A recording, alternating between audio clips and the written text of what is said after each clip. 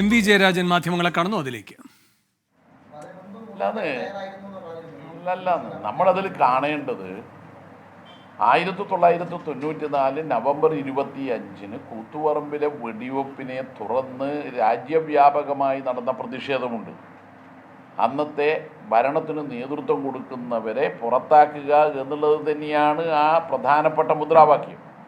അന്ന് ജുഡീഷ്യൽ അന്വേഷണം അടക്കം പ്രഖ്യാപിച്ചു. തൊട്ടടുത്ത് 96 തെരഞ്ഞെടുപ്പിൽ ജനങ്ങൾ ഇതുപോലെയുള്ള മർദ്ദക വീരന്മാരും അഴിമതിക്കാരുമായിട്ടുള്ള സർക്കാരിനെ തന്നെ പുറത്താക്കി. അത് തന്നെയാണ് പിന്നീടുണ്ടായ സോളാർ അഴിമതി സംബന്ധിച്ച് അന്വേഷണ റിപ്പോർട്ടും സമരവും. തുടർന്ന് ജനങ്ങളെക്കാൾ വലിയ ശക്തി വേറൊന്നില്ലല്ലോ.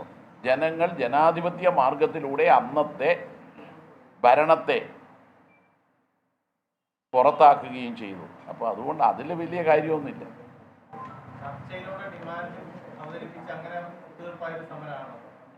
അല്ല, അന്വേഷണം പ്രഖ്യാപിക്കേണ്ടി വന്നല്ലോ. നിങ്ങൾ ഇത് ചെറിയ കാര്യമല്ലല്ലോ. ഒന്നുമില്ല എന്ന് പറഞ്ഞതിൽ നിന്ന് ഒരു അന്വേഷണത്തിലേക്ക് എത്തിയത് സമരമാണല്ലോ. പിന്നീട് ഇത് കൂത്തുപറമ്പ് സംഭവത്തിന് സമാനമാണിതും. കൂത്തുപറമ്പ് സംഭവവും ജുഡീഷ്യൽ അന്വേഷണം പ്രഖ്യാപിച്ചു, ഇതും ജുഡീഷ്യൽ അന്വേഷണം പ്രഖ്യാപിച്ചു. തുടർന്ന് സ്വാഭാവികമായും അന്വേഷണത്തിന് ശേഷം റിപ്പോർട്ട് വന്നു, രണ്ടിൻ്റെയും റിപ്പോർട്ട് വന്നു. കുറ്റക്കാരെല്ലാം അന്നത്തെ ഭരണത്തിന് നേതൃത്വം കൊടുത്തവരാണ് എന്നുള്ളതും വന്നു. തുടർന്ന് ജനങ്ങൾ ജനാധിപത്യ മാർഗത്തിലൂടെ ഈ പ്രശ്നങ്ങളടക്കം ജനവിരുദ്ധമായ നിലപാട് സ്വീകരിച്ചവർക്ക് അന്നത്തെ ജനങ്ങൾ ബാലറ്റിലൂടെ മറുപടിയും നൽകി ഇടതുപക്ഷം അധികാരത്തിൽ വരികയും ചെയ്തു.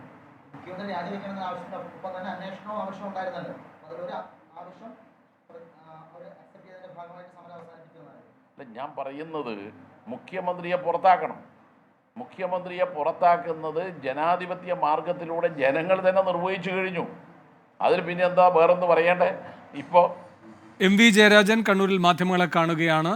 സോളാർ സമരത്തിൽ ഒത്തുതീർപ്പിന് മുൻകൈയെടുക്കുന്നത് CPM ആണ് എന്നതടക്കമുള്ള വെളിപ്പെടുത്തലുകളുടെ പശ്ചാത്തലത്തിൽ അതേപ്പറ്റി പ്രതികരിക്കുകയാണ് എം വി ജയരാജൻ. ലോകത്തെവിടെയായാലും ഏത് സമയത്തും 24 വാർത്തകളും ഓഗ്മെന്റഡ് റിയാലിറ്റി പാക്കേജുകളും എക്സ്പ്ലെയിനറുകളും വിശദമായി കാണാൻ ഞങ്ങളുടെ യൂട്യൂബ് ചാനൽ നിങ്ങൾക്ക് സബ്സ്ക്രൈബ് ചെയ്യാം.